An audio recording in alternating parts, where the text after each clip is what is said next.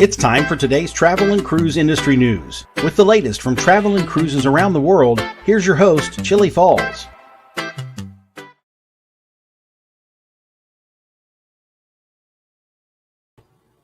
Couldn't find myself there. Sorry about that. Wow, starting off on the wrong foot here this morning. Okay, welcome to Travel and Cruise Industry News on this, the second day of July. I had myself out of the stream. I'm so excited about today's show. We've got so much stuff going on, which is why I had it screwed up technically. But anyway, we've got a really good show today. Lots of different features for a change, and I'm probably pushing my technical skills to the limit. But first, we got to get right at it. And we got breaking news, literally breaking news within the last hour or so.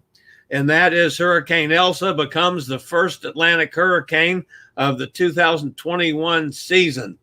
Formed in waters of the Atlantic early this morning, west of the Caribbean island of Barbados, one day after the system became the fifth named storm of the season.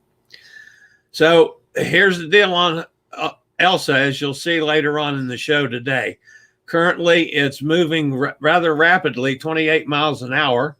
The winds are 75 miles an hour currently. It's about 20 miles west-southwest of Barbados. That was about an hour and a half ago, so it's probably lashing Barbados right now. The interesting thing is the path of it is, of course, it's aimed right at Florida, which we're going to talk about in a little while, I promise you, folks. A hurricane warning is in effect for Barbados, St. Vincent's and the Grenadines, as well as St. Lucia. Sustained wind of 74 miles an hour, gust up to 86 has already been reported in Barbados, and that was, like I say, some time ago. Hurricane watch is in effect for southern Haiti from Port-au-Prince to the southern border of the Dominican Republic. So that's, breaking news, literally breaking news, as you'll see with the interview I've got coming up here shortly, was just minutes before we conducted that interview. But with no further ado, folks, let's go to the next part of today's show. My guest today on Chillie Chats is Editor-In-Chief of Cruise Critic, Coleen McDaniel. Coleen, welcome to Chillie Chats. Great. Thanks so much for having me. I'm excited to be here. You know, I was going to ask you questions in a whole different order, but with the breaking news of just literally a few minutes ago that Tropical Storm Elsa is now a hurricane, have you I assume you have not gotten anything from Royal Caribbean yet on changing schedules or plans or anything? Not yet. No.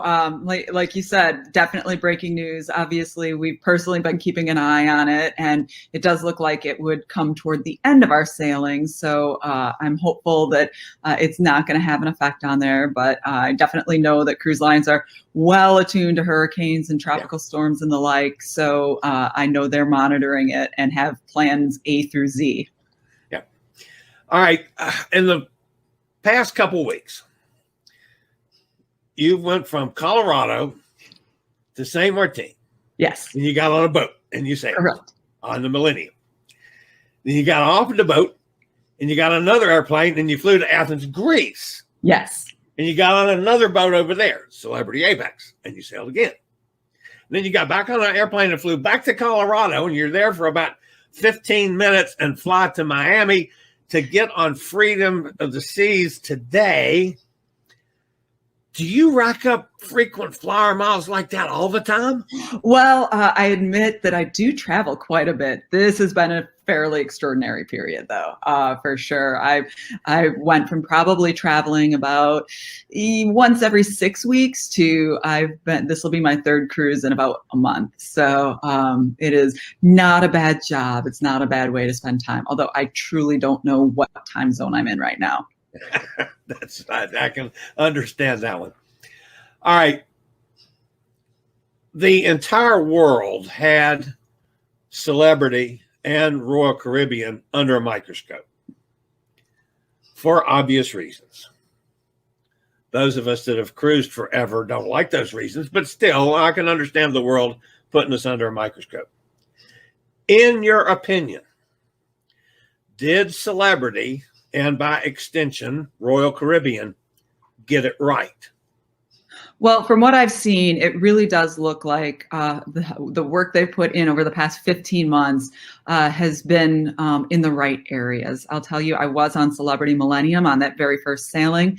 We actually had 2 passengers test positive for COVID on that sailing, and they handled it very quickly. They isolated those passengers.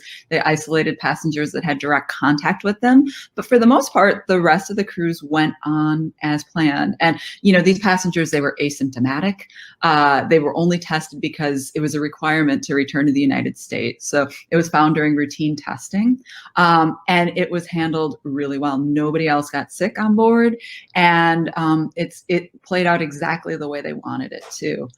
We saw on Celebrity Apex a little bit different, because the way the cruise lines are working is they're following the rules of their embarkation ports. So the rules from St. Martin are different than the rules in Greece. And in Greece on Apex, the requirement was mask wearing. And so we wore masks on board Apex. We did not on Millennium. Little bit different experience, but still had a lot of fun. And nobody on that sailing tested positive. So we're seeing these really great protocols that they put into place work. And do what they're exactly supposed to do. So, and I'm getting on board Royal Caribbean today, so we'll see how that works. This is a little bit different in that there are going to be unvaccinated passengers on board this sailing, whereas the first 2 I was on, everybody was vaccinated.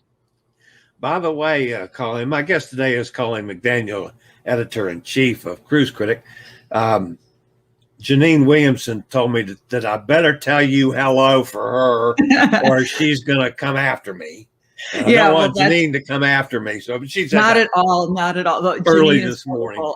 And I miss her. I think it's the longest period I've gone without seeing her in a very long time. Yeah. So please give her a hello back. I saw a picture of you and another friend of ours, Ashley Kashulik. Yeah. Yeah.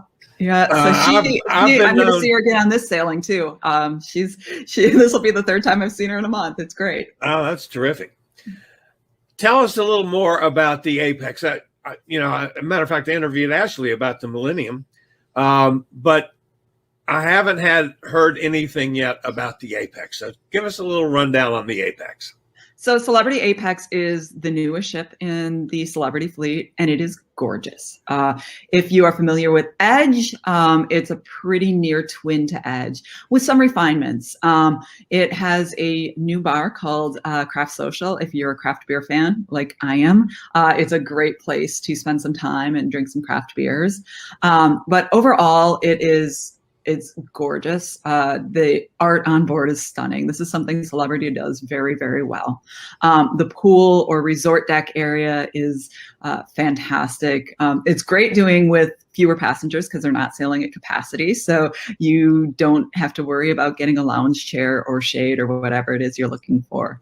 The dining on board was excellent. We really enjoyed that. And overall, just the passengers were so excited to be back on board, and the crew was so excited to have us back on board. So the experience was just, it felt like a homecoming. Yeah. I was almost shocked day before yesterday, when Carnival came out with their protocols, and they're not changing the buffet. They're doing old style buffet. Yeah. I found that almost offsetting to me. Well, I think what's interesting is they are following what CDC says, and CDC has said that you don't need to do that. I'll tell you, it's kind of a personal preference, right? But I just walked to Whole Foods the other day, and Whole Foods has this great selection of fresh foods and fresh prep, and it was self-serve. So I think that people are kind of getting used to that approach. And so I don't think it's a huge departure. And I think that cruisers might like that. That said, Celebrity has not gone that route. Celebrity's buffets are require that, it's a served buffet. And that was kind of nice. It also helps with things like portion control, which maybe we all need a little help with when we're sailing. And so it's a nice experience. Yeah. With all your traveling the past 3 weeks and being an old pro like I am, have you felt unsafe at all? No, I have not felt unsafe on the cruise ships. I will say I've spent more time in airports and on airplanes than I have in a long time. And whereas on the cruise ships, they're really managing things through, the physical and social distancing. At airports, on airplanes, it's not that way. So it is a little bit of a shock if you haven't traveled for a while to get on board an airplane because you're a little bit closer. Now, masks are a requirement in airports and on airplanes. And they do sanitize, of course, between flights. But it definitely doesn't feel like the same efforts are going into that are going into cruising. And today you're going to run into the conundrum of the governor of Florida, the CDC, and Royal Caribbean. And I'm assuming now that there will be unvaccinated guests on Freedom today. Yeah, that's certainly a possibility. I'm making the same assumption. As you know, it is not legal here in Florida to ask people to show proof of vaccination. So Royal Caribbean has said, we're not going to ask you for proof of vaccination. If you don't show it to us, we're going to assume that you are unvaccinated.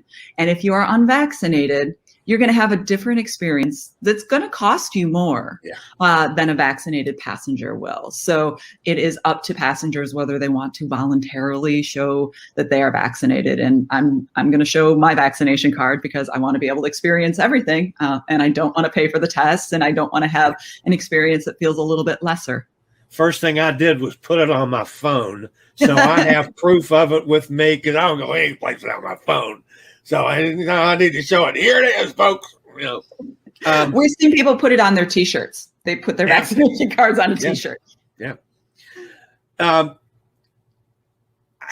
was curious about the feeling safe part. I would have trouble probably getting in an airport today, but I think it's going to be really interesting on a cruise ship with some people that are unvaccinated and then have to go through all the extra stuff that Royal Caribbean is requiring. And I'm still wondering if the governor of Florida is not going to get on Royal Caribbean's back about their additional protocols. So that's but I mean, it is a business that's allowed to make decisions as to how they run that business and what they ask of their passengers on board. Certainly, I suppose it's a possibility that would happen, but I think Royal Caribbean is really trying to make sure that they're keeping passengers feeling safe and making sure that they can ensure that their protocols are being followed by everybody. And so that's the way they're doing it. My normal audience loves for me to do live streams, which I do a live stream every day at 11. And then on Sundays, I do Cruise Amigos, which is live from London, and I co-host. They love to get in the chat room and ask questions and make comments, and that goes on constantly. So for my audience that will watch this at 11 this morning, tell us something about Cruise Critic, what Cruise Critic is, what it does. Yeah, great. So Cruise Critic is the world's largest consumer cruise website. We've been around we're celebrating our 25th anniversary, so have been doing this for a long time. We're built on our community. So we have a Cruise Critic community where people who love cruise come to the site to talk about cruise with other fans. We also have a editorial component, which is where I work, where we write cruise reviews, we give advice, tips, we write cruise news, and we just help people plan their best cruises. And that's our aim at Cruise Critic, is really to help people plan cruising.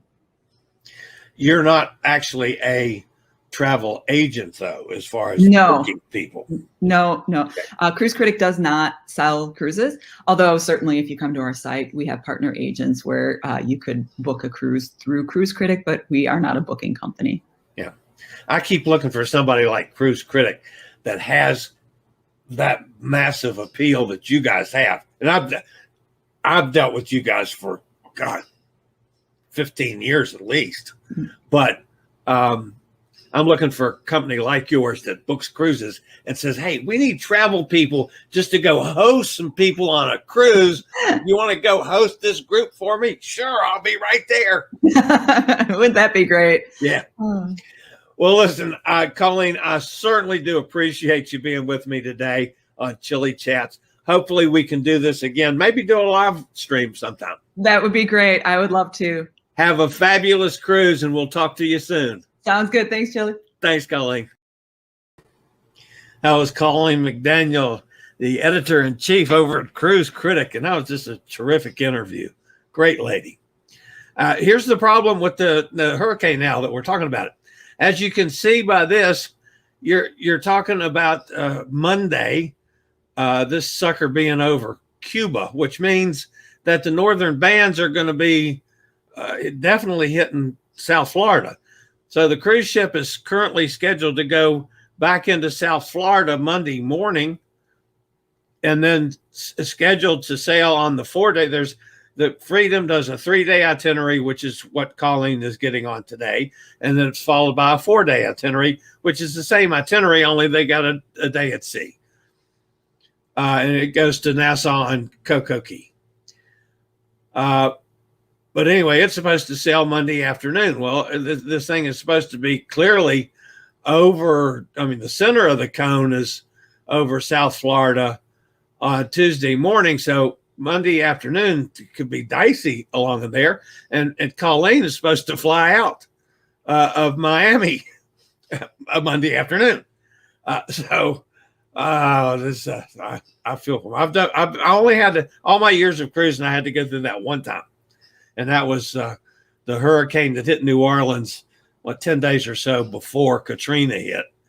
But it's no fun. All right, folks, we got to move right along here because I still got a bunch of stuff to do. You know, our friend Tom Henry, he swore and be damned that he was going to get on a hot air balloon, and I didn't believe it for a minute. Not a minute. Well, I guess I've been sort of proven wrong, as you can see by some pictures of Tom Henry. That's up in the air, it looks like. And there he is. But the truth of the matter, and I've uncovered this, I've done some investigative reporting, and the truth of the matter is that they use Tom Henry for the hot air. It's a time, Tom's been known to squeeze 6 cents out of a nickel. And so what he did, he provided the hot air for the balloon to get a discounted price. Honest, he did, folks. Now let's see if I can do this. And I've got to come back over here, and I got to restart this sucker and make sure that it's not making any noise. That's Tom blowing his hot air up in that balloon and blowing that sucker up. He didn't get out of breath or anything.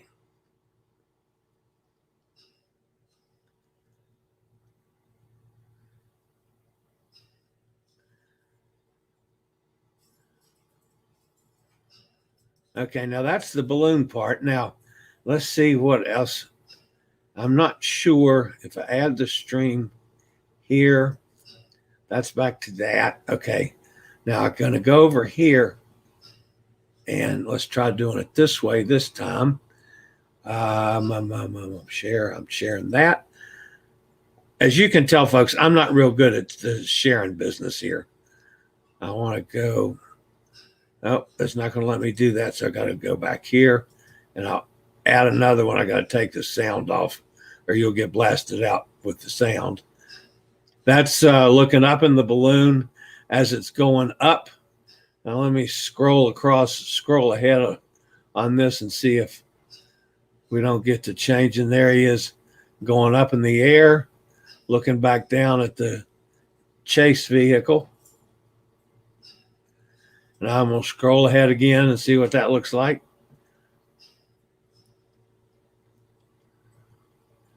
And it's buffering a little bit, so it's not actually doing what it's supposed to do. So we're going to go over to this one now.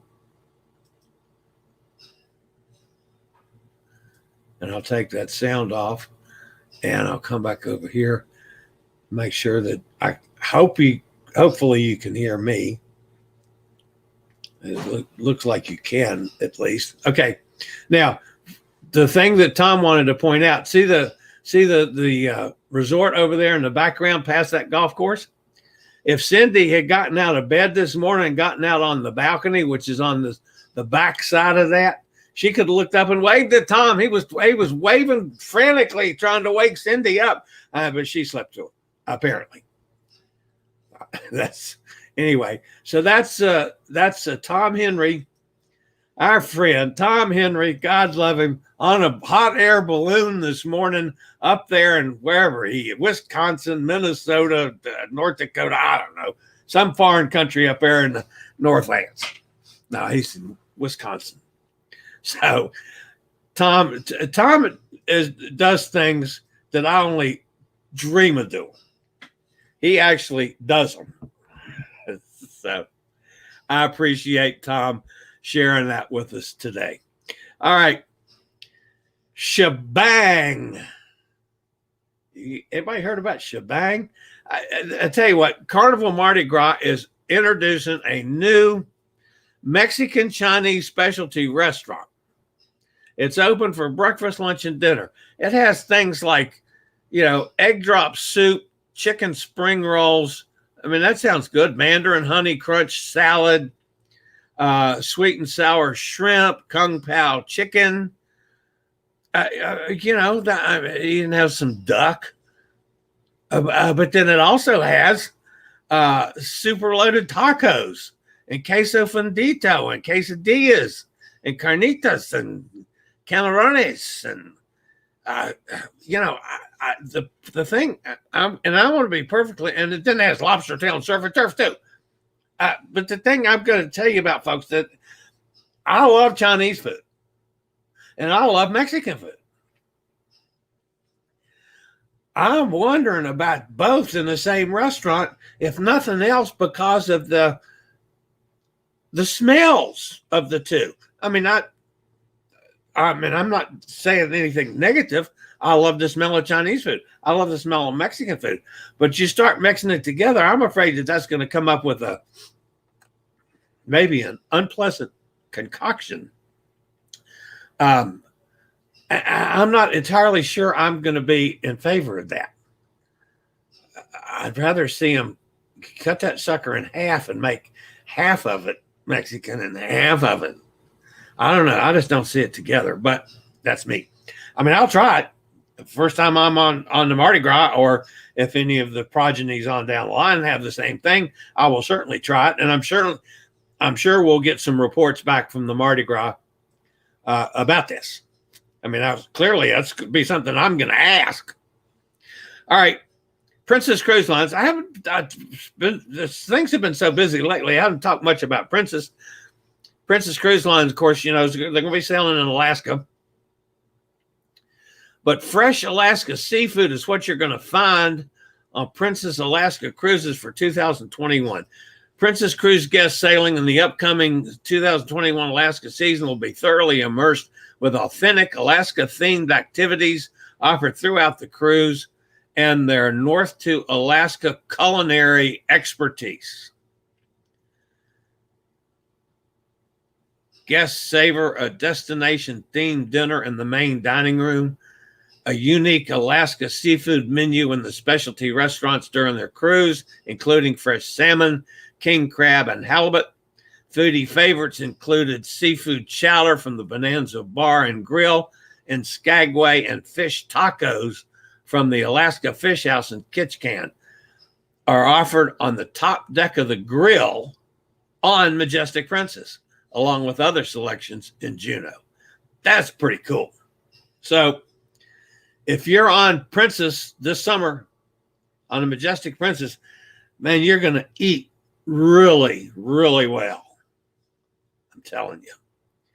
All right, Princess Cruises has announced their 2023 sailing season to Europe. They're going to have 5 ships over there. Enchanted Princess will find her first Mediterranean season series of 7-night cruises from Barcelona or Civitavecchia or Athens. Be one of the 3. Regal Princess returns to Baltic, sailing 11-night Scandinavia and Russia cruises. Sky Princess will be coming back for a second season, sailing from Southampton on 7 to 14-night voyages. Emerald Princess will depart on 12-night British Isles cruises, all departing round trip from Southampton. And Island Princess will offer an array of sailings throughout Europe, including in the Arctic Circle in search of the Northern Lights from Southampton into the Mediterranean, and Israel on 14-night cruises from Rome. So Princess is doing a bang-up job. All right, folks, I had fun today. I covered a lot of stuff, and again, I thank Coleen so much for sparing us literally 10 minutes after the interview with her was over. She was checking in to get on Freedom of the Seas. That's what kind of timetable we had this morning to squeeze in an interview before this all took place. So I certainly do appreciate that. And she was a great interview. I love that. So hope you all did too. All right, let's see who's with us today. All right, Amy's here, Katie's here, Nikki's here. Good to see all you guys. Katie says, how exciting. That's on my bucket list too, going up in the balloon. And Tom, Hot Air Tom is with us. Hi, everyone. Landing was a bit rough. Ooh, sorry about that. Well, you made it though, Tom. You're up and down, and you're alive. What the hell? Katie says, hope Princess does that for 2022 when I go. Tom says, I was a bit late, caught the end of the cruise critic interview. We had to check out by 10, 11 your time. Then the internet signal at the car was no good, and we had to drive a bit. Oh, sorry. Well, you can watch the replay. It was a terrific interview. Coleen she's just a bundle of fun. And that's, Cruise Critic, they're a big outfit. They cover a lot of stuff. And she does a lot of traveling, and her better half is also a writer, and he does some travel too, John Roberts. But anyway, Colleen's just, shoot, that was wonderful. I appreciate that. And Tom, I appreciate you giving us the access to your videos and to your pictures today. That was just an excellent show. All right, that's it from me today, folks. I will see you guys tomorrow. If any of you are traveling for the 4th of July weekend, stay safe. And I'll be back at the same time. Oh, by the way, if you're new, because we've had a bunch more subscribers, which I sometimes don't think about. And I'm sorry about that, folks. If you are new to this channel, welcome aboard. As you can see, where our guys carry on conversations in the chat room all the time. Feel free to jump in and just say, I'm here. And you'll be welcomed like you're somebody's first cousin, I promise you. But anyway, please make yourself at home. We talk about travel and cruise industry news every day, Monday through Saturday at 11 a.m. Eastern Daylight Time. And then sometimes things come up and I'll post videos or go live for something special. I am starting now to access 2 different directions with this. We do our live stream here and then splitting it up into specific videos on specific topics that some people may not see because I'm only using the title of one thing. Like the title of today's show was Chillie Chats with Coleen McDaniel, a cruise critic, which that's going to draw some people to watch that. But maybe some people would want to see something about a hurricane the report on the hurricane, or maybe some people would want to see something about the Princess Cruise Line. So I'm starting now to split off some videos, so you might see some, what if you watch this show, see some repetitive stuff as I take some of the more important stories out and turn that into a separate video. But anyway, again, if you're new to this channel, welcome aboard. We always try to have some fun, and we try to do that every day. I'll talk to everybody tomorrow. You guys have a terrific day. Later, y'all. I regularly post videos on all facets of the travel and cruise industry. So if you like to keep up with the latest in cruise ships, ports of call, cruises themselves, Chillie chats, and travel and cruise industry news, just hit the little subscribe button in the lower right-hand corner, hit the bell notification so you'll be notified when a new video is up or we go live.